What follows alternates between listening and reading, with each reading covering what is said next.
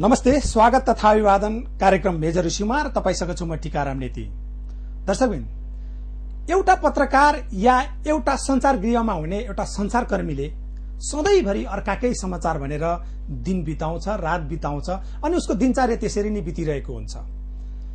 तर धेरैको समाचार बनाउनेहरुकै समाचार चाहिँ के हो भन्ने कुरा अर्को फेरि प्रसंग हुन सक्छ यहाँनेर। र त्यस्तै प्रसंगलाई आज हामीले यहाँनेर उकाउन खोजेका छौं। त्यो प्रसंग भनेको नेपालका संचारगृह र ती संचारगृहमा कार्यरत संचारकर्मी पत्रकारहरूको प्रसंग हो।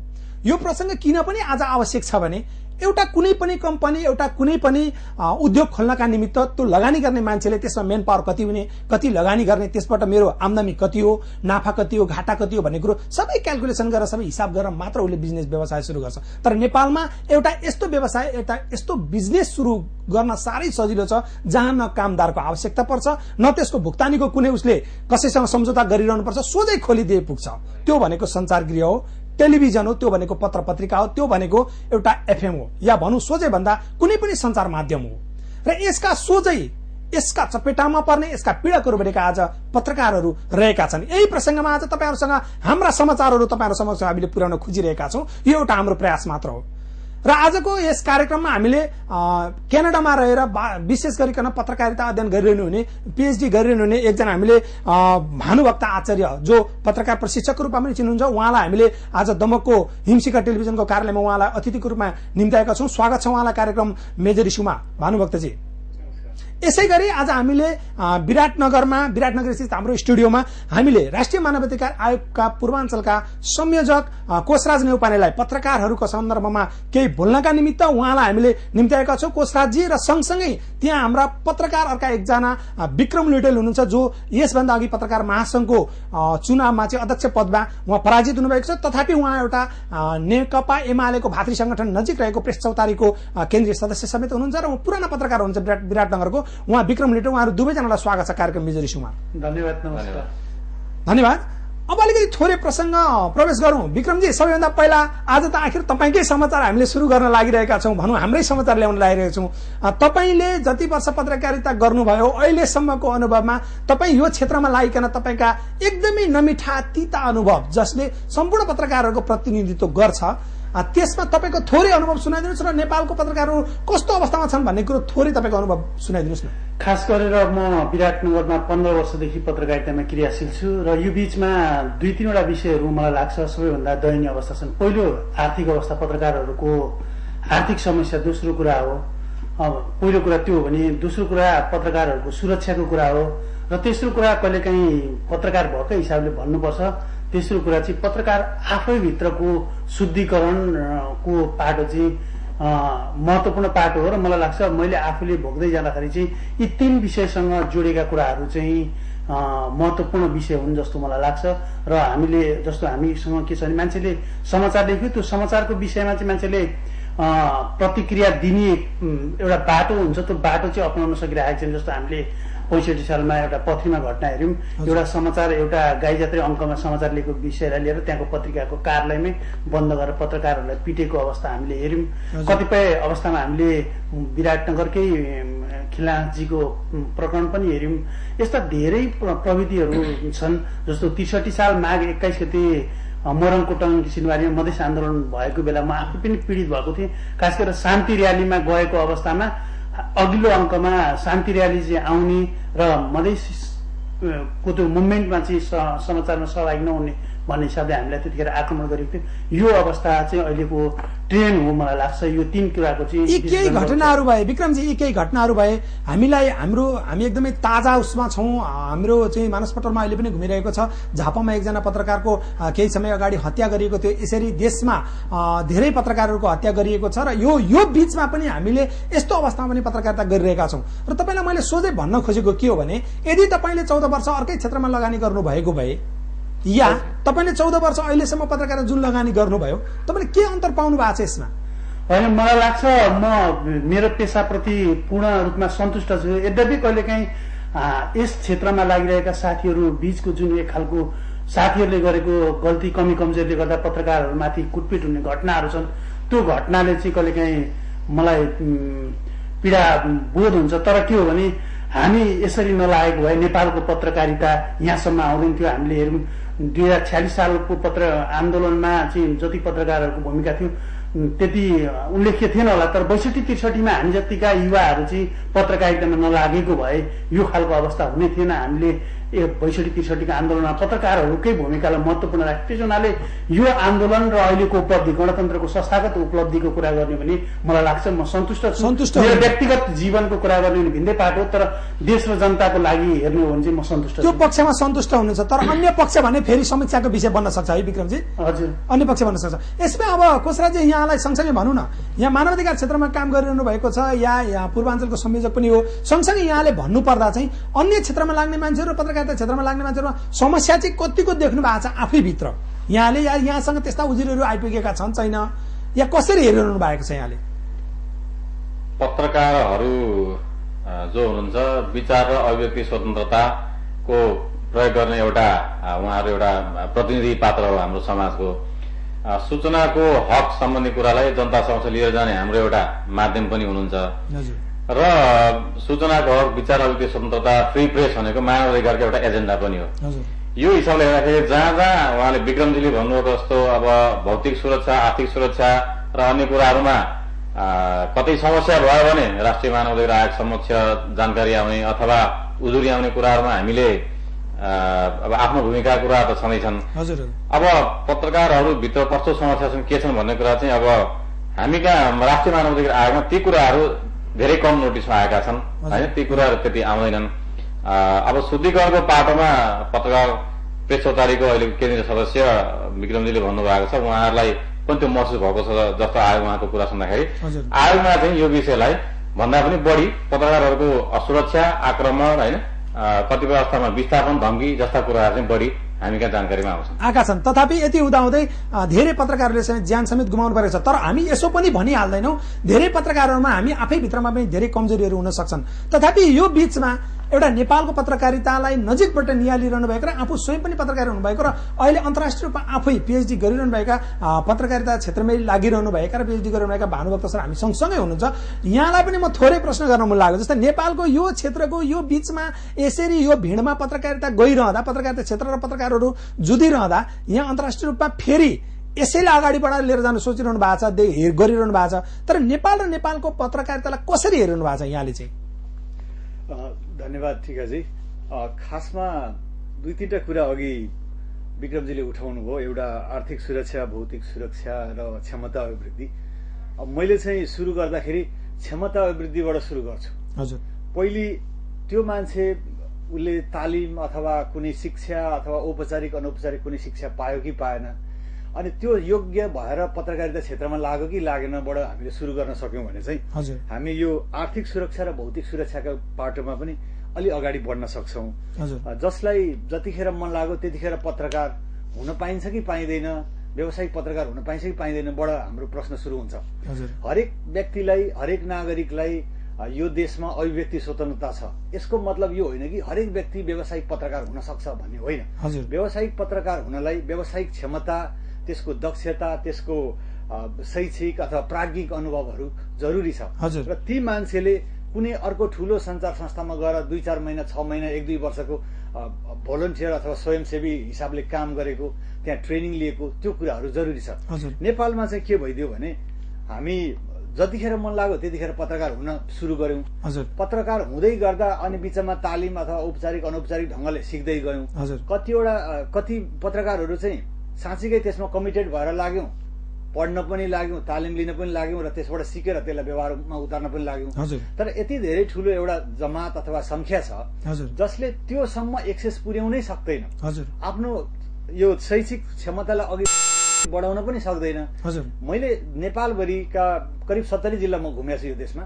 70 जिल्ला घुम्दा केही पत्रकारहरू, अब भर्खरै पत्रकार हुनुभएको, द्वन्द्वबाट त्यो अर्कै परिप्रेक्ष्यबाट आउनुभएको केही पत्रकारहरूले पत्रकारहरूको छुट्टै आचार संहिता हुन्छ सर, त्यो के हो, त्यो पाउन भन्ने कुरा पनि गर्नु भएको छ। भनेपछि हामीले कहाँदेखि सुरु गर्नुपर्ने रहेछ भन्ने देखिन्छ। पत्रकार महासंघका चाहिँ अब 8000 समथिङ अहिले औपचारिक सदस्य हुनुहुन्छ। यति सानो देशमा 8-8 हजार पत्रकारहरूलाई हामीले कसरी राख्ने, यति धेरै मिडियालाई हामीले कसरी चलाउने भन्दा यसको मूल उद्देश्य भनेको हामी सक्षम पत्रकारहरू, गुणस्तरीय पत्रकारहरू उत्पादन गर्ने, उहाँहरूलाई उहाँको यो पत्रकारिताको आचार संहिता के हो, एउटा व्यावसायिक संस्था अथवा व्यावसायिक संगठनमा लाग्दा त्यसका पालन गर्नुपर्ने नियमहरू के हुन्, आचरणहरू के हुन्, कुन कुन कुरा गर्दाखेरि पीडितलाई बढी क्षति पुग्छ, कुन कुन कुरा गर्दा हामीले त्यो समाचारको भनेको यसको पूर्व जानकारी चाहिँ हुन आवश्यक छ है। यस्ता कुराहरू गर्नु आवश्यक छ। त्यहाँबाट हामी अगाडि बढ्यौँ भने पत्रकारको भौतिक सुरक्षा पनि हुन्छ र आर्थिक सुरक्षामा पनि त्यसले बल दिन्छ। विक्रमजी को यहाँनिर प्रसंग उकाउन। विक्रमजी 8012 जना पत्रकार अहिले पत्रकार महासंघको सदस्य हुनुहुन्छ, त्यहाँभित्र हुनुहुन्छ। यस बाहेक अरू पनि धेरै पत्रकारहरू हुनुहुन्छ।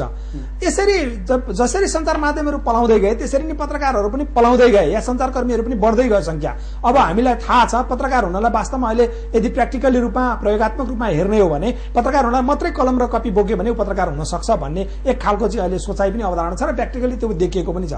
यति धेरै पत्रकारहरू आइरहँदा व्यावसायिक पत्रकारिता गरिरहने मान्छे अन्यहरूलाई कसरी असर गरेको छ र यसलाई अरू व्यवस्थित गर्न तपाईँले अहिलेसम्म भोग्नु भएको र तपाईँले देख्नु भएको कुरा चाहिँ यसलाई व्यवस्थित गर्न के गर्नु पर्ला र किन यसरी पत्रकारहरू बन्नका लागि मान्छे इच्छुक भएर आइरहेका छन्?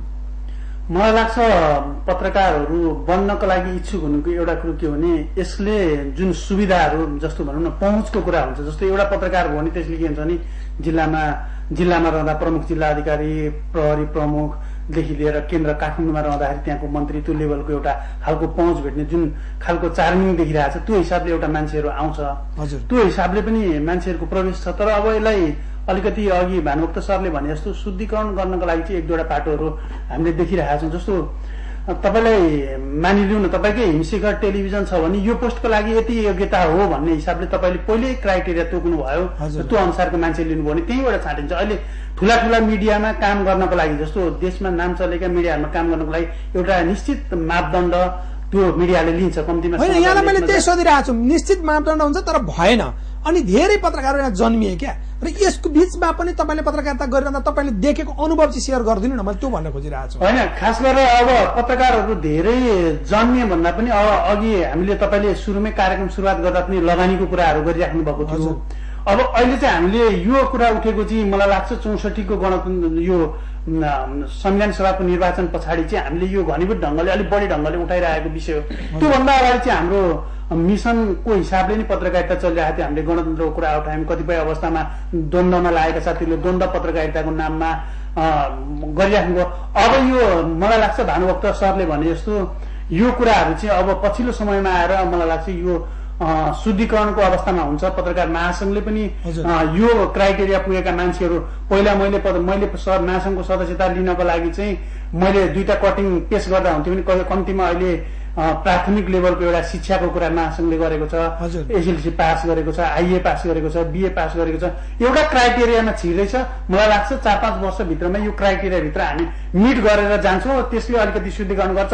तर के भने पत्रकार महासंघले मात्रै शुद्धिकरण गरेर हुँदैन, यो के भने पत्रकार महासंघभित्र जान नचाहने पनि सुधारोन्मुख छ। यहाँको भनाइ सोझै भन्नुपर्दा सुधारोन्मुख छ, सुधारोन्मुख छ नेपालको। अब अलिकति यसो गर्नु। तर के भने पत्रकारहरूको व्यक्तिगत आनी बानी आचरणका कुराहरू, आचार संहिताको कुराहरू चाहिँ हामीले सुधार गर्न सकेका छैनौँ। तपाईँले अघि पत्रकारहरू मारिएको कुरा गर्नुभयो। ती कतिपय अवस्थामा पत्रकारहरू आफ्नै कारणले आचार संहितालाई कार्यान्वयन नगरेका कारणले आफूलाई के भने एक खालको म त कतिपय अवस्थामा पत्रकार भएकै हिसाबले म आफू हुँदा पनि डामेको साँडेको हिसाबले पनि भन्छु क्या, कहिले साथी त्यो हिसाबले जाँदा पनि केही समस्याहरू चाहिँ उब्जिएको छ। त्यसलाई चाहिँ हामीले गम्भीर रूपमा हेर्नुपर्छ।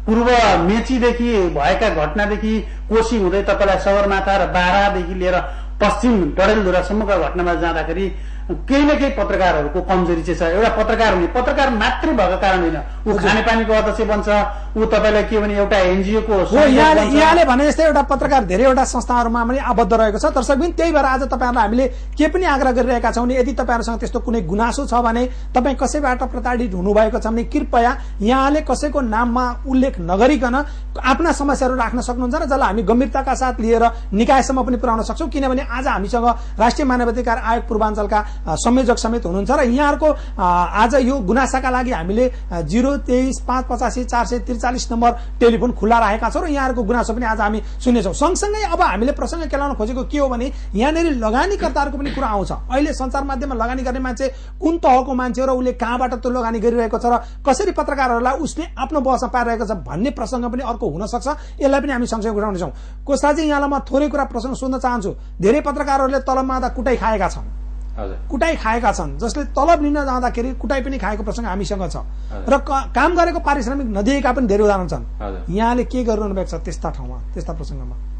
मैले मानव अधिकार आयोगमा पत्रकारसँग सम्बन्धित भएर आउने विषयवस्तुमा आर्थिक पाटो र शुद्धिकरणको पाटोमा त्यति आएको छैन है, जस्तो तलबको कुरा गर्नु हो।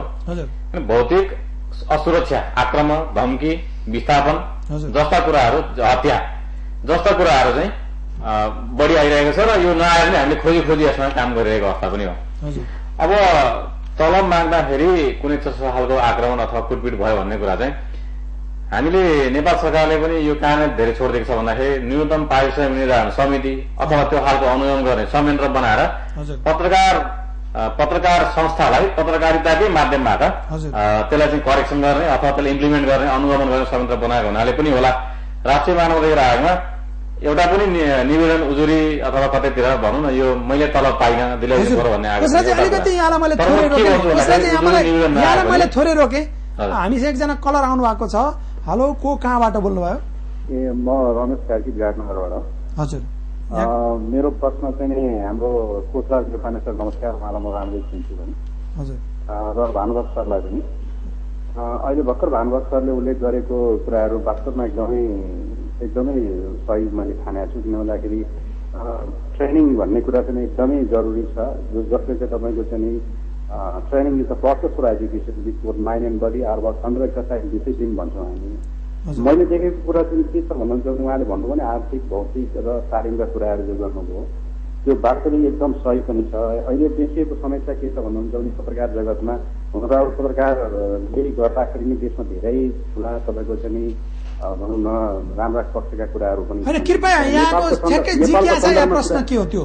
हजुर, कृपया यहाँको प्रश्न या जिज्ञासा मेरो प्रश्न चाहिँ के छ भन्नुहुन्छ भने नेपालमा जुन हिसाब किताब व्यवसायीकरण भएर जुन चाहिँ पत्रकारिता जगत अगाडि बढिरहेको छ र यो चाहिँ एकदमै तपाईँको समस्याको क्वालिटीको हिसाब भन्दा पनि एकदमै क्वान्टिटीको हिसाबमा बढी छ अनि यसको मापदण्ड पनि तपाईँको सही देखिँदैन। मेरो कसैसँग विश्लेषण होइन, व्यक्तिगत होइन, तर समाचार सम्प्रेषण गर्ने बेलामा चाहिँ हामी देख्छौँ त्यहाँनिर कुनै पूर्वाग्रह अथवा केही राखेर व्यक्तिगत आफ्नो सोच राखेर पत्रकार जगत पनि तपाईँको चाहिँ एउटा चाहिँ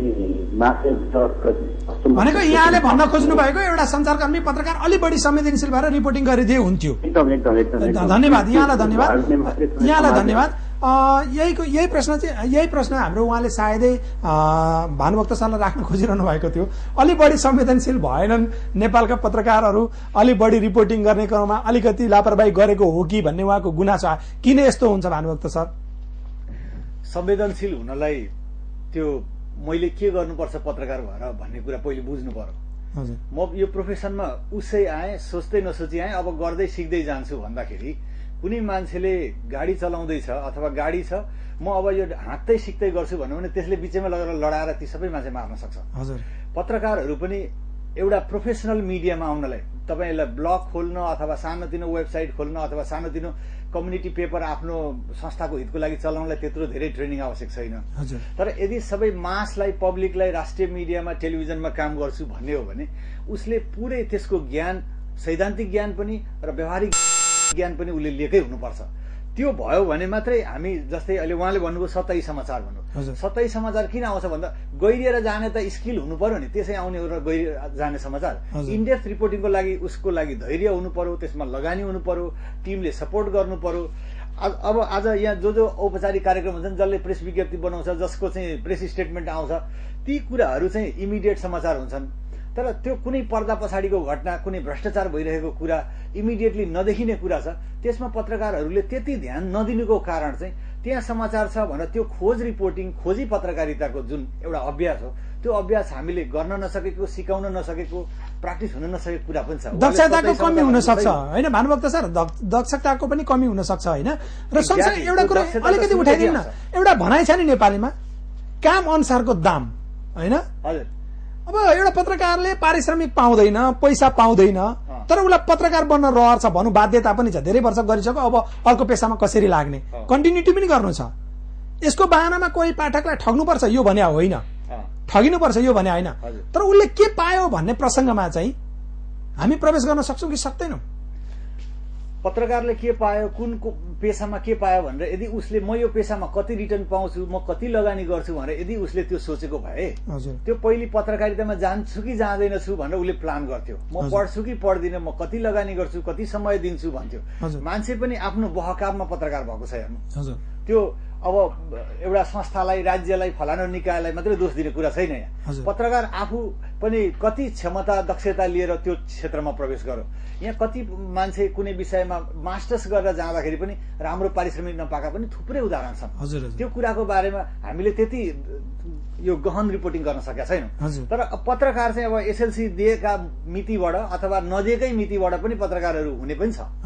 अब हामीले के गर्नु पर्यो भने यो क्षेत्र भनेको ख्यालको क्षेत्र होइन रहेछ, यसले मासलाई इम्प्याक्ट पार्ने रहेछ। त्यसो हुँदा यसका लागि औपचारिक अनौपचारिक दक्षता आवश्यक रहेछ, यसबाट धेरै सिक्नुपर्ने रहेछ। र हामीले लेखेका कुराले समाजलाई तत्कालै इम्प्याक्ट पार्न सक्ने भएको हुँदा यसमा चाहिँ केयरफुल्ली ह्यान्डल विथ केयर भन्ने हुन्छ नि एउटा, त्यो कता कता कार्टुनमा लेख्या हुन्छ, यसलाई सम्हालेर अगाडि बढ्नुपर्छ भन्ने तर्फ लाग्नु पर्यो। अहिले चाहिँ जति पनि गर्दै गरेका, पहिले पढ्न नभ्याउनु भएको, पछि पढ्दै गर्नुभएको अथवा अभ्यासको आधारमा अगाडि बढ्नु भएको साथीहरू हुनुहुन्छ, उहाँहरूले पनि यो कुरालाई रियलाइज गर्नु भएको छ। साह्रै इम्पोर्टेन्ट कुरा के छ भने पहिले धेरै वर्ष पत्रकारिता गरिसक्नु भएको साथीहरू पनि अहिले जर्नलिजममा ब्याचलर्स, मास्टर्स गरिरहनु भएको छ। त्यो गर्नु किन जरुरी थियो? जति सिकेँ मैले सिकेँ यति नै हो भन्ने हुन्थ्यो होला नि त। भन्दा मलाई के थाहा छैन भन्ने कुरा जान्नलाई पनि पढ्नुपर्छ क्या। मलाई थाहा छैन भन्ने कुरै थाहा नभएपछि त अनि मैले जति जानेछु त्यति नै सर्वोपरि हो भन्ने हुन सक्छ। अलिकति भानुभक्त एउटा कुरालाई जोडौँ न त। ल, यहाँले भने जस्तै प्रोफेसनल जो पढेरै आउनुभयो है, जसले डिग्री हासिल गर्नुभयो, उहाँहरूले नै मात्रै पत्रकारिता गर्ने भने अहिले नेपालका यी मिडियाहरूमा तिनै पत्रकारहरूले पुग्ला र यी सबै सञ्चालन होला नि त? त्यस्तो परिस्थिति छ त? क्यानाडाको पत्रकार महासंघको उदाहरण दिन्छु म, सिएजेको। हजुर, क्यानेडियन एसोसिएसन अफ जर्नलिस्ट भन्ने जुन संस्था छ, नेपाल पत्रकार महासंघ भन्ने जस्तो, त्यहाँ 500 जना मात्रै पत्रकार महासंघ मेम्बर रहेछन्। अब 500 समथिङ हुन लाग्यो, तँ पनि त्यसभित्र छस् भने म पनि स्टुडेन्ट मेम्बर हुँ त्यहाँको। यहाँ हाम्रोमा 8000 छन्। नेपालभन्दा क्यानाडा 69 टाइम्स ठुलो छ। हजुर, र त्यहाँ 3.5 करोड जनसङ्ख्या छ, हामी कहाँ अब 3.25 करोड छ। हजुर, होइन भनेपछि यति धेरै मिडिया आवश्यक थियो कि थिएन भन्ने बहस जन्मिनु जरुरी छ।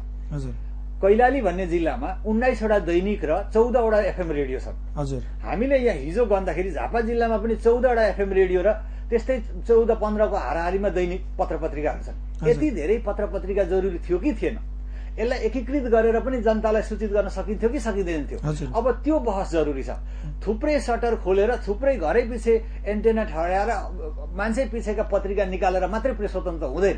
हजुर, प्रेसको मुद्दा चाहिँ निरपेक्ष ढंगले, तटस्थ ढंगले अगाडि आयो कि आएन, त्यो महत्वपूर्ण कुरा हो। यहीँनिर जोडौँ न त। एउटा पत्रकार चाहिँ जहिले लुते भएको भई, अनि अर्को संचार गृह उसले काम गरिरहन्छ, ऊ चाहिँ मोटाको मोटाई फेरि होइन। सबै ठाउँमा त्यो पनि छैन, तलबै दिन नसकेर सटर बन्द गर्नेहरू पनि छन्। हजुर, होइन, त्यो चाहिँ अघि तपाईँले सुरुमा उठाउनु भयो नि। हजुर, त्यो एउटा मिडिया पनि एउटा इन्डस्ट्री हो। इन्डियामा मिडियालाई इन्डस्ट्रीकै रूपमा लिइन्छ र हामी कहाँ पनि त्यही हुने चलनमा छ। हजुर, धेरै लगानी छ, करोडौं लगानी छ भने त्यो इन्डस्ट्रीको प्लान हुनु पर्यो, त्यसले डिपोजिट राखेको हुनु पर्यो। त्यसको चाहिँ उद्योग वाणिज्य मन्त्रालय कहाँ हो? हजुर, यति अरबको लगानी गर्छु, यति करोड अथवा लाख म डिपोजिट गर्छु, अनि त्यहाँ काम गर्ने कर्मचारीलाई म यस्तो यस्तो सेवा सुविधा दिन्छु, यो वर्षसम्म म चलाउँछु भन्ने उसको प्लान हुनु पर्यो। यहाँ त्यस्तो भएन। यहाँ चाहिँ काँटा गर्दा गर्दै, जग्गा दलाली गर्दा गर्दै, अर्को व्यवसाय गर्दा गर्दै, विदेशमा अलिकति कमाउँदा कमाउँदै नाफा हुने बित्तिकै एउटा रेडियो हो कि टिभी हो कि पत्रिका हो कि म के खोल्छु भन्दा यस्तो सनकको भरमा मिडिया खोल्नु पनि भएन। हजुर, अनि त्यो धेरै मिडिया खोलेपछि त सबैजना मान्छेले आफ्नो नामको, आफ्नो प्रचारको, अघि विक्रमजीले भन्नुभयो नि पब्लिसिटीको, एक्सेसको, अनि सेवा सुविधाका कुराहरू, यस्ता कुराहरू मान्छेलाई लोभ लाग्ने कुरा भइगयो। ती सबै पत्रकार हुने मान्छेले सुदूर भविष्यसम्म म पत्रकारिता गर्छु भनेर कमिटमेन्ट गरेर आएका छैनन्। यहाँबाट केही पब्लिसिटी होला र म अर्को अन्त फालानुला भन्ने धेरैजना भनेको एउटा प्लान हुनुपर्छ, त्यो प्लान भएको छैन नेपालमा। दर्शकबिन यतिखेर हामीले यही कुरालाई र यही प्रसंगलाई जोडिरहेका छौं, हामीले भनिरहेका छौं समाचार तपाईको मात्र होइन, समाचार हाम्रो पनि बन्नुपर्छ, किनभने हामी सञ्चारकर्मी हौं, हामी एउटा सञ्चार माध्यममा बसेर वर्षौंदेखि काम गरिरहेका छौं। त्यसकारण हामीभित्र पनि पीडा व्यथा र हाम्रा पनि मर्म हुन सक्छन्। त्यति मात्रै होइन, हामीभित्र कमजोरी पनि हुन सक्छ। यसलाई तपाईहरुले सुधार्ने प्रयत्न गर्नुपर्छ र हामी स्वयंले पनि यसमा तपाईहरुलाई साथ दिनुपर्छ र तपाईहरु पनि हामीलाई साथ दिनुपर्छ। तर आज हामीले यो प्रसंग किन उठाइरहेका छौं भने यतिखेर झापामा एउटा सानो मानवाधिकार र पत्रकारिता सम्बन्धी एउटा सानो सेमिनार गोष्ठी भइरहेको छ, जहाँ पत्रकारहरू संलग्न हुनुहुन्छ र त्यहाँ प्रशिक्षण दिने पत्रकारहरूलाई काम भइरहेको छ। यही प्रसंगमा हामीले यदि हामीभित्र सुधार गर्नुपर्ने र यसलाई अलिकति कसरी संशोधन गरेर लिएर जान सकिन्छ भन्ने विषयमा हामी अलि बढी गम्भीर भएका छौं। तर अब किन सञ्चार माध्यमहरू यसरी फस्टाइरहेका छन् र पत्रकारहरू स्वयंले के सुधार गर्न जरुरी छ भन्ने तपाईहरुसँग हामी फेरि व्यापक बहस गर्न आउने नै छौं। अहिलेलाई भने एउटा सानो रिपोर्ट पछि हामी पुनः आउनेछौं। हेर्दै रहनुहोला हिमशिखर टेलिभिजन।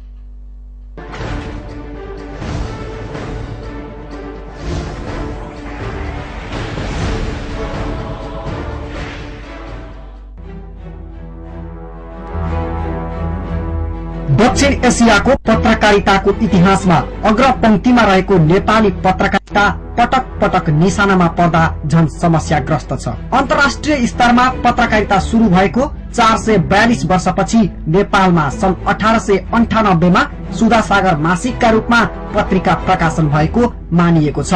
तर आधिकारिक रूपमा भने विक्रम सम्वत 1958 वैशाख 24 गतेदेखि साप्ताहिक रूपमा प्रकाशन शुरू भएको गोर्खा पत्रलाई नै लिने गरिएको छ।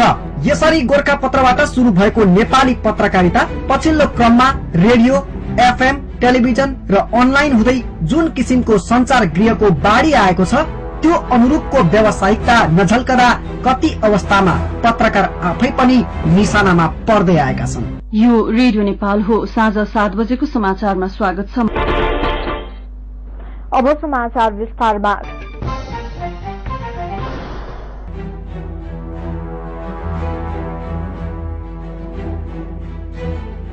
सुरुवातमा औलामा गन्न सकिने पत्रकारहरू थिए, तर सञ्चार गृहमा भएको संख्यात्मक वृद्धिले पत्रकार पनि धमाधम जन्माइरहेको छ। अहिले त घरै पछि पत्रकार छन् भन्दा फरक नपर्ला। नेपाल पत्रकार महासंघको तथ्याङ्क अनुसार अहिले महासंघमा आबद्ध भएका पत्रकारको संख्या 8013 छ। अनि राज्यको चौथो अंग भनिए पनि यहाँ भित्रका समस्या ऐजहरू चाहिँ बाहिर आइरहेका छन्। समाचार लेख्दा पनि समस्या, नलेख्दा पनि समस्या, समाचार पढ्दा पनि समस्या, नपढ्दा पनि समस्या। यस्तै खालका समस्याबाट प्रताडित भइरहेका छन् अहिले सञ्चारकर्मीहरू। पत्रकार महासंघले सार्वजनिक गरेको तथ्याङ्क अनुसार द्वन्द्वकालदेखि अहिलेसम्म मारिएका पत्रकारहरूको सूची यस्तो छ।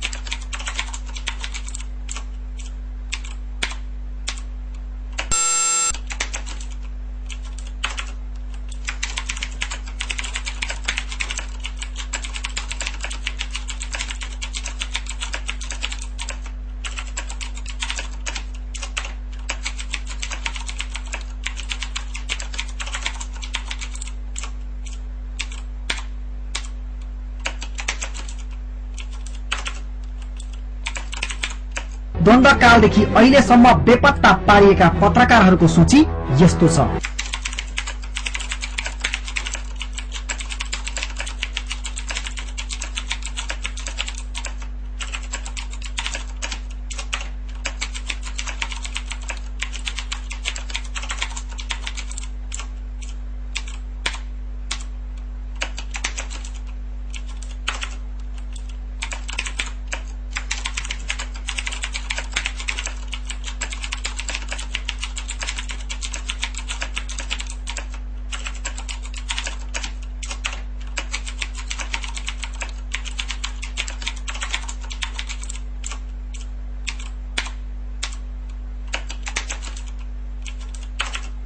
यो तथ्याङ्क हेर्दा लाग्छ नेपालमा सञ्चारकर्मीहरू कुनै पक्षबाट सुरक्षित छैनन्।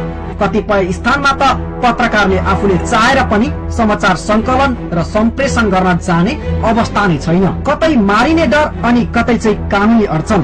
यस्तो अवस्थाका बीच पनि पत्रकारले विचलित नभई काम गर्दा पनि विविध समस्याको सामना गर्नु परिरहेको छ।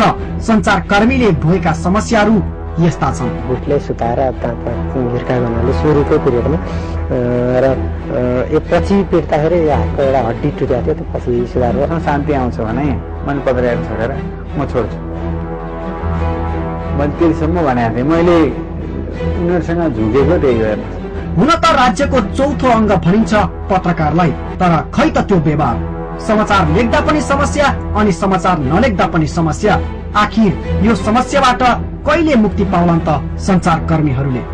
के भन्छन् त पत्रकार महासंघ? समाजमा जब कुनै असामाजिक गतिविधि हुन्छ, समाजमा जब अलिकति भनौँ न एक खालको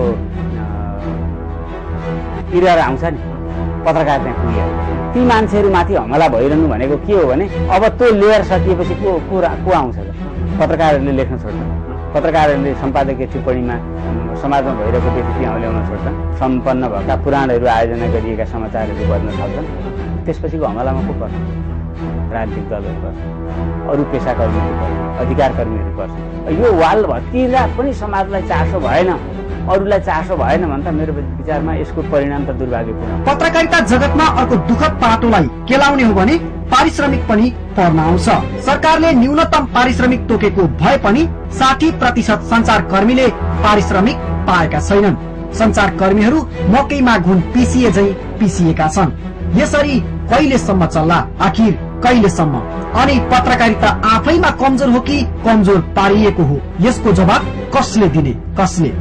कतिपय ठाउँमा पत्रकारकै कमजोरीको कारण पनि विभिन्न समस्याहरू जन्मिएका छन् भन्दा फरक नपर्ला। पत्रकारकै स्वयं कमजोरीका कारण व्यवस्थाको लिस्टमा परेको नेपाली पत्रकारिताले आफै भित्रको कमजोरी केलाउँदै नजाने हो भने यसले देशको भविष्य कता लैजाला यसै भन्न सक्ने अवस्था छैन।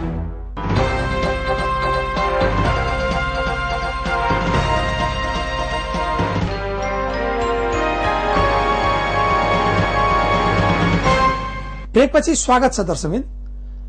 आज हामीले प्रसंग यहाँ पत्रकार, पत्रकारिता र यसभित्र रूममा लिएका अन्य विषयहरूसँग हामीले बहस गरिरहेका छौं र यहाँहरूलाई पनि हाम्रा पीड़ा र यहाँहरूका पीड़ा पनि सँगसँगै सुनाउने र सुन्ने मौका दिइरहेका छौं र लिइ पनि रहेका छौं।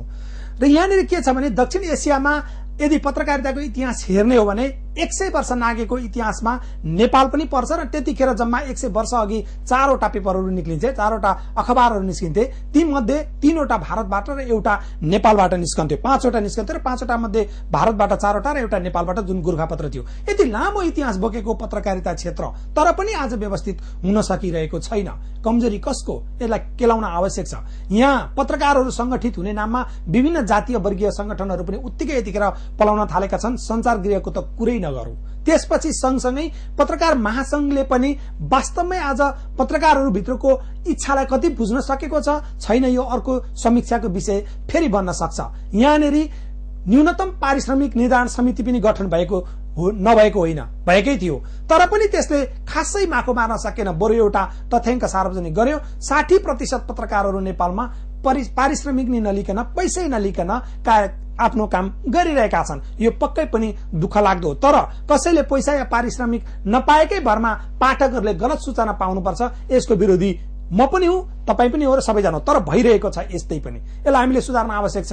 भानुभक्त सर, यहाँले हेर्नुभयो, यति रिपोर्ट हेर्नुभयो, यो रिपोर्टमा हामीले धेरै कुराहरू अगाडि ल्याइदिएका छौं र यहाँ पनि फेरि जहाँ गएर पढे पनि नेपालमै आएर पत्रकारिता गर्ने यहाँको सोच हुन सक्छ। यस बीचमा अब यसलाई व्यवस्थित गर्न यहाँले भनिरहनु भएको छ, आवश्यक छ, पढाइ आवश्यक छ, क्षमता अभिवृद्धिको कार्यक्रमहरू आवश्यक छ भनिरहनु भएको छ। तत्काल के गर्न सकिन्छ होला? यसमा जुन यहाँले एउटा रिपोर्ट देखाउनु भयो, जस्तै 800 भन्दा बढी पत्र पत्रिका साप्ताहिक दैनिक गरेर अथवा मासिकसम्म भनौं, 800 भन्दा बढी पत्र पत्रिका अहिले प्रकाशित भइराखेका छन्। प्रेस काउन्सिलको रिपोर्ट अनुसार 480वटा एफएम रेडियोले लाइसेन्स पाएर 350 भन्दा बढी सञ्चालनमा छन् अहिले, र 30 भन्दा बढी टेलिभिजनहरूको लाइसेन्स मा करिब आधा जति सञ्चालनमा छन्, केही सञ्चालन हुने क्रममा छन् भने यत्रो धेरै मिडिया हाम्रो देशलाई आवश्यक थियो कि थिएनबाट बहस सुरु गर्नुपर्छ। र पत्रकार महासंघमा कोही मान्छेले पत्रिका खोल्दैमा अथवा रेडियो टेलिभिजन खोल्दैमा एउटा पेशागत संगठनमा सदस्यता दिइहाल्नुपर्छ कि पर्दैन भन्ने अर्को बहस हुन सक्छ। किनभने जस्तै नेफेज भन्ने एउटा संस्था छ, यो नेपाल वातावरण पत्रकार समूह, सबै नेपालीको अधिकार हुँदो हो नि त मलाई पनि त्यहाँ जाउँ, म मेम्बर हुँ भने त्यहाँ करिब 1-1.5 पत्रकारहरू मात्रै छन् भन्दा व्यावसायिक संगठनले मैले कतिजना मेम्बरहरू लिने, कुन कुन क्याटेगोरीको लिने, कति पढेका लिने, कति काम गरेका लिने भनेर त्यो एउटा मापदण्ड बनाएर त्यही अनुसार जान सक्ने अधिकार छ। सारा संसार उठाउनुपर्छ भन्ने छैन। त्यसका लागि त्यो व्यावसायिक महासंघ हो एउटा। अर्को यहाँले के भन्नुभयो भने 60% जति पत्रकारहरूले तलब पाएको छैन, अब के गर्ने भन्नु। दिने कसले? आफूले पत्रिका खोलेको छ, आफै मालिक छ, आफै कामदार छ भनेपछि मैले चाहिँ यहाँ श्रमजीवी पत्रकार भन्दा पनि श्रमजीवी मालिक बढी देख्छु क्या। किनभने त्यहाँ एपोइन्टमेन्ट लेटर लिएर प्योर जागिर खाने पत्रकार कति, अथवा मेरो नै पत्रिका हो मैले लगानी गर्नुपर्छ भन्ने पत्रकार कति भन्दा यो श्रमजीवी मालिकहरूको भोल्युम ठूलो भएको र त्यो भोल्युम चाहिँ अहिले तपाईँले भन्नुभएको 60% मा त्यसको निकै ठूलो कन्ट्रिब्युसन देखेको भएर श्रमजीवी मालिकहरूको संख्या बढी भएको हो। त्यो श्रमजीवी पत्रकारै त्यो एपोइन्टमेन्ट लिएर म फुल टाइम तलबैमा जागिर मात्रै खान्छु भन्ने चाहिँ अलिक कम छ। यसको फेरि छुट्टै विश्लेषण हुनु जरुरी छ। अर्को कुरा, अब इमिडिएटली यसलाई सुधार्न कसो गर्नुपर्छ भन्दाखेरि चाहिँ एउटा हरेक जिल्लामा हामीलाई कतिवटा रेडियो चाहिने हो। अहिले रेडियो यो पत्र पत्रिका पनि कांग्रेस, एमाले, माओवादी, मधेस, जनजाति, दलित, कोनी के गैर दलित, त्यो सबै खालको पत्र पत्रिका। रेडियो पनि कांग्रेस, एमाले लगायत सबैको पत्र पत्रिका, रेडियो, टेलिभिजनमा पनि अहिले त्यो देखिन थालेको छ। भनेपछि यो सबै ठाउँमा हामीले राजनीतिक खण्डीकरण, जातीय खण्डीकरण, क्षेत्रीय खण्डीकरण, यस्तो खण्डीकरण गरेपछि अस्वस्थ प्रतिस्पर्धा अभियसली अगाडि बढ्छ। एउटा कुरा। अर्को कुरा, दुनियाँमा नभएको एउटा हाम्रो देशको अर्को के चलन छ भने सबै पत्र पत्रिका, रेडियोलाई पनि, टेलिभिजनलाई थाहा छैन मलाई, रेडियोलाई पनि सूचना विभागले प्रेस काउन्सिलको वर्गीकरणको आधारमा महिनाको 20,000 25,000 दिने चलन छ। संसारमा पत्र पत्रिकालाई अरू किसिमको सेवा सुविधा, कागज ल्याउने सेवा सुविधा, कर नलगाउने सेवा सुविधा, अरू विभिन्न सेवा सुविधा हुन्छ, तर नगद दिने सेवा सुविधा हुँदैन। हाम्रो देशमा यो नगद दिने सेवा सुविधाले गर्दा एउटै मान्छेले 7वटा पत्रिका दर्ता गर्ने, अनि त्यो 7वटा पत्रिका दर्ता गरेर त्यसलाई क अथवा ख वर्गमा पार्न खोज्ने र बढी पैसा त्यहाँबाट असुल्ने र सरकारबाट आएको पैसाले रोटेसनमा चलाउने। केही अब नाफा हुन्छ, केही घाटा भनेको यहाँभित्र धेरै, यहाँले भने जस्तो यहाँभित्र धेरै, यी भित्रै पनि धेरै विकृतिहरू छन् जसलाई साँच्चै औल्याउन आवश्यक छ है। यदि सूचना विभागको त्यो पैसा बन्द गरेर त्यसलाई पत्रकारको क्षमता अभिवृद्धिमा लगाउने हो भने मार्केटमा जो मार्केटको विज्ञापनले अथवा मार्केटको सपोर्टले जल्न सक्छन्, जति बाँच्छन् तीबाट व्यावसायिक पत्रकारिता सम्भव छ। हजुर विक्रमजी, अब यहाँसँग जोडौँ न अलिकति। उहाँले भने जस्तै नेपालमा अहिले वास्तवमा जति सञ्चार माध्यमहरू जसरी आइरहेका छन् त्यसरी नै पत्रकारहरू पनि आइरहेका छन्। पत्रकार हुनको लागि केही हुनु पर्दैन, अघि यहाँले पनि भन्नुभयो है। यो सँगसँगै अब लगानीकर्ता पनि होइ, रिपोर्टर पनि होइ, सम्पादक पनि सबै आफै भयो भने र अब प्रेस काउन्सिलबाट लिने सेवा सुविधाहरू, अन्य कुराहरू पनि उठिरहेका छन्।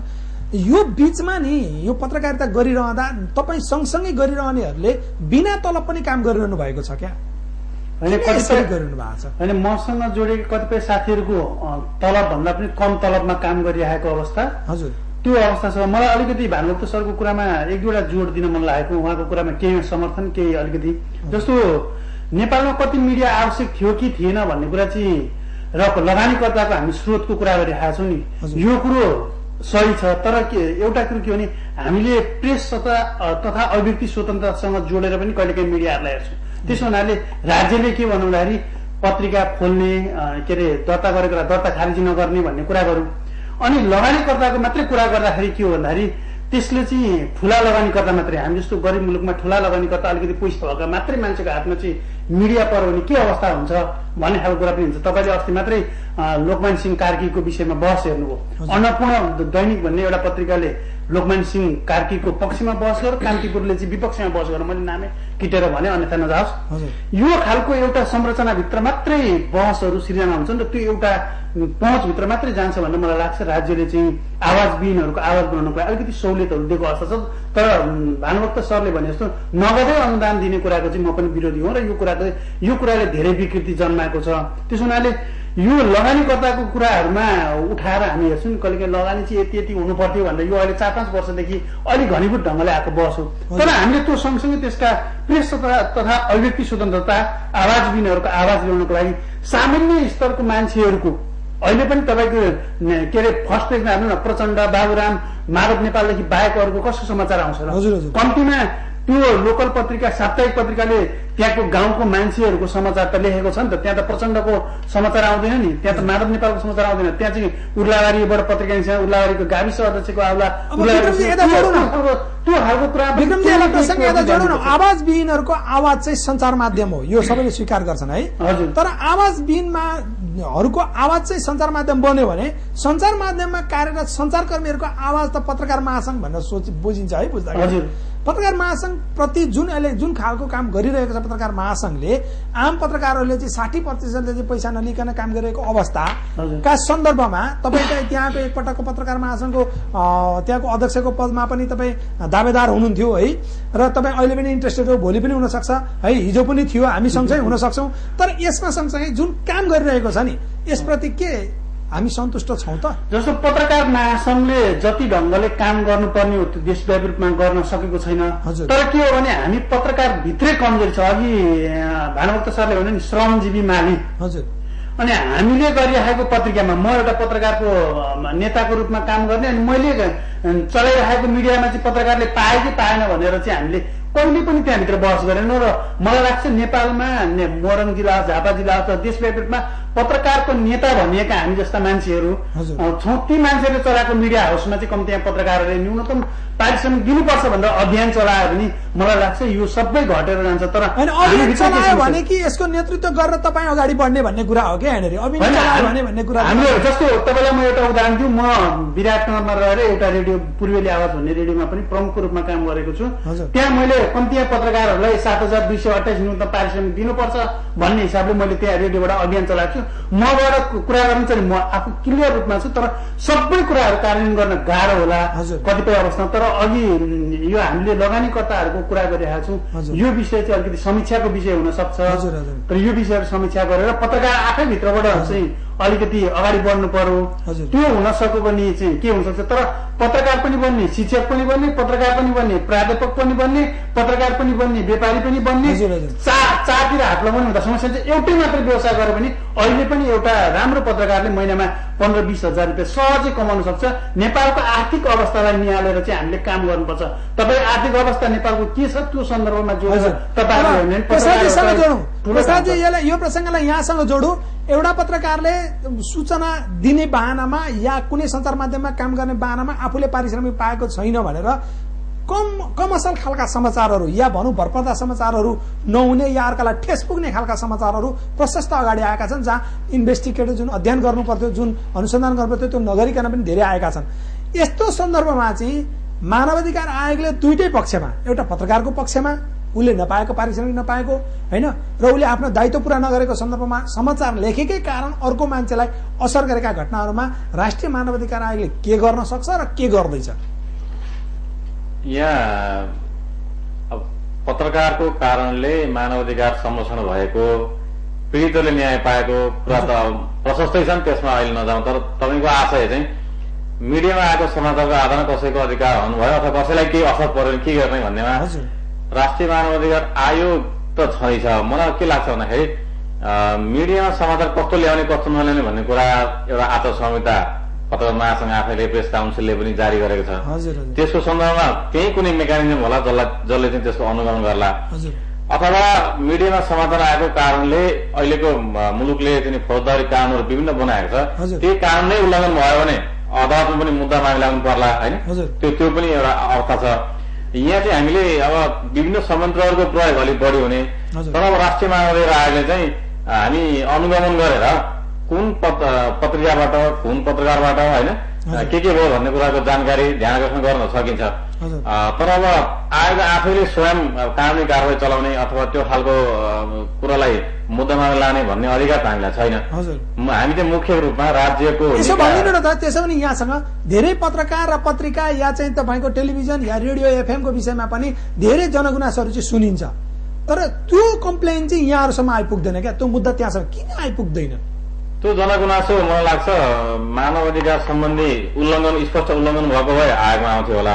तर पत्रकार आचार संहिताको विपरीत अथवा अन्य कामका विपरीत भएका कुरा ती संयन्त्रहरू जुन छन् ती सम्बन्धित संयन्त्रमै जान्छन् होला। जस्तो इक्जाम्पलको लागि अब कुनै एउटा महिलाको होइन कुनै सम्पादन नगरिकन संवेदनशील कुराहरूमा कुनै फोटो जस्ता आयो भने अहिले हामी दुईटा बहस गर्छौँ नि। एकापट्टि जस्तो फेसबुक इन्टरनेट मिडिया त्यसमा आउने हामी साइबर क्राइमको कुरा पनि गर्छौँ, अर्कोपट्टि त्यो कुरा चाहिँ पत्रकार आचार संहिता विपरीत भन्ने कुरा पनि गर्छौँ। भने यो कतिपय कुरा त्यो सम्बन्धमा त्यो संयन्त्रमा पनि जान्छ, त्यसले गर्दा पनि राष्ट्रिय मानवाधिकार आयोग नआएको होला। तर अब यो स्पष्ट रूपमा मानवाधिकार उल्लङ्घन भएको भए आयोगमा आउँथ्यो। त्यो चाहिँ आचार संहिता विपरीत र प्रचलित कानुन विपरीत भएको कारणले गर्दाखेरि अन्य संयन्त्रमा जान्छ। हामी यस्तो लाग्छ भानुभक्त सर, यहाँले भने जस्तै अध्यक्ष पत्रकारहरू होइन, यहाँले भने जस्तै जुनसुकै बेला हिँड्दा हिँड्दै बनेका पत्रकारहरूले त्यति समाचार त्यति संवेदनशील भएर साँच्चै मानवाधिकारको क्षेत्रमा राष्ट्रिय अन्तर्राष्ट्रिय सन्धि महासन्धिका कुराहरूमादेखि लिएर हरेक कुरामा ध्यान पुर्याएर त्यत्रो उसले चाहिँ अध्ययन गरेर समाचार लेखेको होला र असर नपुगेको होला। अहिले भर्खरै कोषरा सरले भने जस्तो मानवाधिकार उल्लङ्घन नभएको होला, त्यसकारण नआएको होला, पत्रकार आचार संहितासम्म चाहिँ उल्लङ्घन भएको हुन सक्छ भन्ने कन्डिसन नै होला त? त्यस्तो केही होइन। अब यस्तो हुन्छ, पत्रकारले उसले नियत र नियतिको कुरा हुन्छ होइन। नियत बस उसले अथवा जान कसैलाई बिगारौं अथवा कसैको चाहिँ बदनाम गरेर त्यसबाट केही फाइदा लिउँ अथवा त्यस्तो भन्ने छ भने त्यो त आचार संहिता लगायत त्यसलाई फौजदारी कानुनी लगाउनुपर्छ भन्छु म। प्रेस काउन्सिलले आचार संहितामा सचेत गराउने सामान्य प्रक्रिया पुर्याउनु बाहेक प्रेस काउन्सिललाई त्यत्रो धेरै अधिकार छैन। त्यो त अदालती प्रक्रियामा गएर फौजदारी अभियोगमै अगाडि बढ्नुपर्छ। नत्र पत्रकार पनि मान्छे हो, ऊ पनि सच्चिनै सुध्रिनुपर्छ र देशको कानुनलाई उसले मान्नुपर्छ।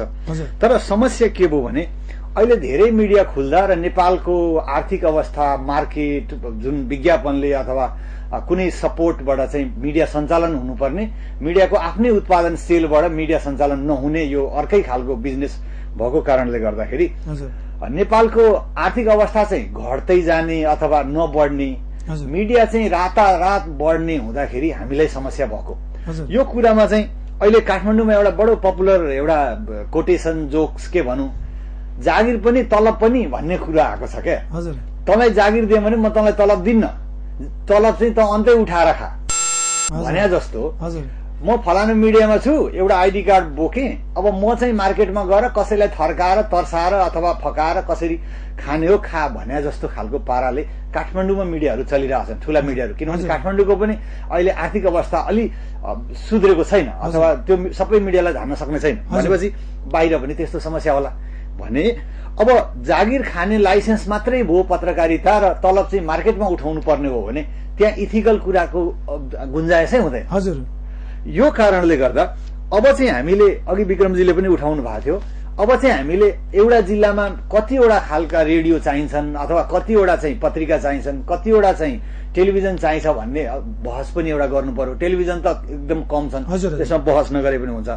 तर ती सबै रेडियो टेलिभिजन पत्रिका पार्टीगत छन्, जातीय छन्, धार्मिक छन्, कुन कुन छन् भने त्यसलाई न्युट्रल गर्नु पर्यो।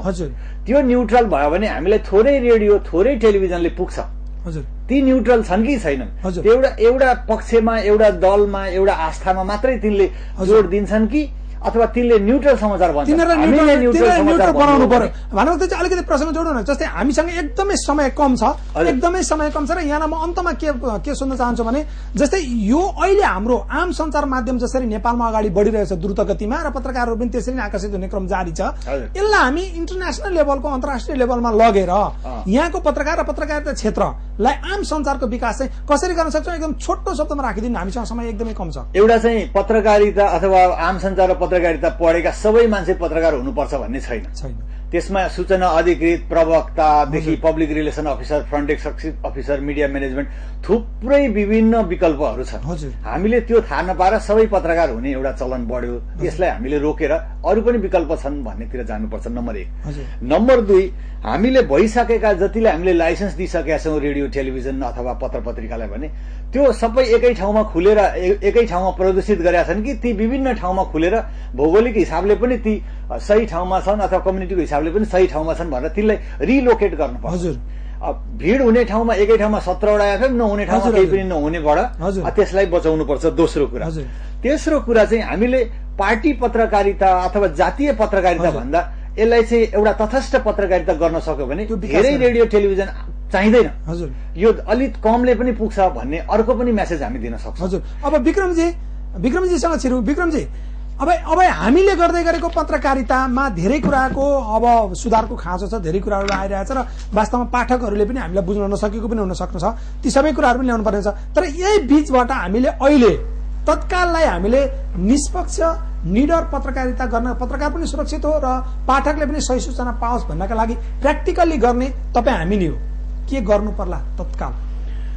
पहिलो कुरो के हो नि, पत्रकारहरूलाई आर्थिक रूपमा सबल बनाउने कुरा चाहिँ महत्वपूर्ण पाठ हो। अहिले पनि पत्रकार महासंघले 7,228 रुपियाँ भनेर जुन खालको अभियान चलाएको छ यो बन्द गरेर पत्रकारहरूलाई आर्थिक रूपमा सबल बनाउनु पर्यो। कि क्षमता अभिवृद्धिको कुरा त छँदैछ, यसलाई पत्रकारहरूलाई आर्थिक रूपले सबल बनाउने कुरा चाहिँ सबैभन्दा महत्वपूर्ण पाठ हो। र अनि अब के हो भने पत्रकारहरूलाई तटस्थ बनाउनुको लागि जस्तो अब म पनि एउटा प्रेस चौतारीको केन्द्रीय सदस्य भएको हिसाबले तटस्थता गर्न सकिन्छ। तर अब अहिले नै नेपालको सन्दर्भमा मलाई के लाग्छ भने विचार शून्य भएर पत्रकारिता गर्न निकै गाह्रो छ। त्यसो हुनाले अझै 2-4 वर्ष यो विचार शून्य हुने अवस्था चाहिँ छैन। त्यसो हुनाले यसलाई अझै परिमार्जित ढङ्गले अगाडि बढाउनु पाटो चाहिँ महत्वपूर्ण पाटो। पहिलो कुरो पत्रकारलाई आर्थिक सबल बनाउने कुरा, दोस्रो कुरो क्षमता अभिवृद्धि गर्ने कुरा, र तेस्रो कुरो एउटा पढाइ सँगसँगै अनुभव आदान प्रदान पनि महत्वपूर्ण कुरो हो।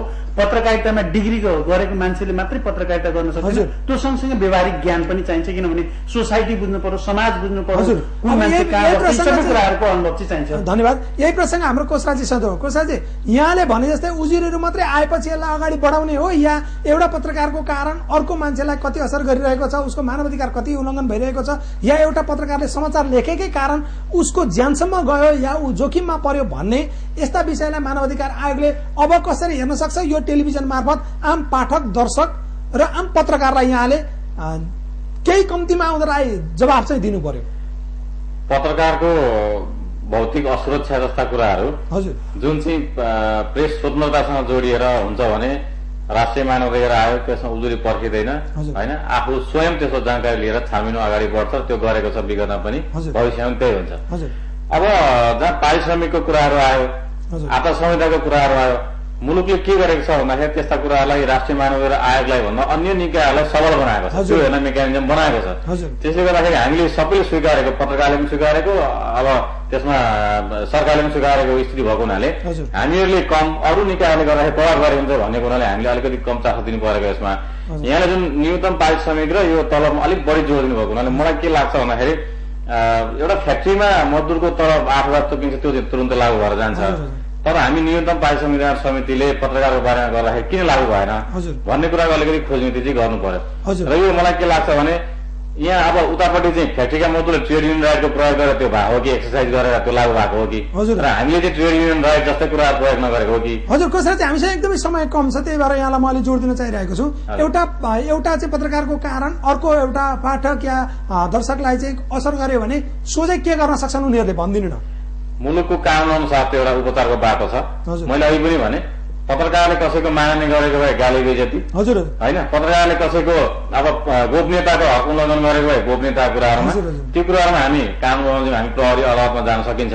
अब आचार संहिताको उल्लङ्घन गरेको हो र त्यो चाहिँ अनुशासनको कुराहरू हो भने प्रेस काउन्सिलमा जान पनि सकिन्छ। हस् त, यहाँलाई पनि धन्यवाद। दर्शकवृन्द, आज वास्तवमा हामीले यो मेजर इस्युमा हिमशिखर टेलिभिजन मार्फत हामी भित्रकै पीडा, हामी भित्रकै कमजोरी, भनौँ सुधारका पक्षका बाटाहरू या हामी भित्रका विभिन्न समस्याहरू र तपाईहरूसँग पनि भएका समस्याहरूको विषयलाई हामीले अत्यन्तै समीक्षात्मक तरिकाले समीक्षा गरेका छौं। र यसको ध्येय भनेको के हो भने अब तपाईहरुका उजुरी सोझै हामी समक्ष पनि आउनुपर्छ र निश्चित ठाउँमा पनि पुग्नुपर्छ र हाम्रा कुराहरू पनि अब सुनवाई हुनुपर्छ। किनभने धेरै वर्षको लामो इतिहास पत्रकारिताले नेपालमा पार गरिसकेको छ, तर तपाईँ हामी जिउका तिउँ छौं। यसलाई राज्य, सम्बन्धित निकाय, पत्रकार महासंघ र पत्रकार महासंघका छत्रछायामा रहेका अरू महासंघ र अन्य संघ संस्थाहरूले पनि पत्रकारसँग सम्बन्धित अन्य संघ संस्थाहरूले पनि बेलैमा गम्भीर बनेर यसको उचित समाधान ननिकाल्ने हो भने अहिले हामीले बहस गरे भन्दा अझ बढी यसलाई अझ बढी संवेदनशील हुन नसक्ला भन्न सकिन्न। संवेदनशील हुने अवस्था पनि उत्तिकै प्रगाढ भइरहेको छ, तर यसमा तपाईँ हामी र सबै सचेत हुन पनि जरुरी छ। हवस् त, नमस्ते, धन्यवाद। आजको कार्यक्रममा म टीकाराम नेती सहित आजका हाम्रो सम्पूर्ण अतिथिहरू सहित सबैलाई बिदा दिनुहोस्। हवस् त, नमस्ते।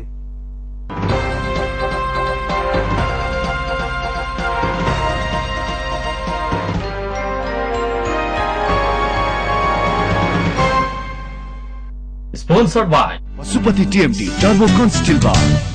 नेपालको पहिलो स्ल्याग सिमेन्ट सेन्चुरी 53 MPa नै प्रयोग गरौँ। Feed on Feather Touch Hair Removal Cream.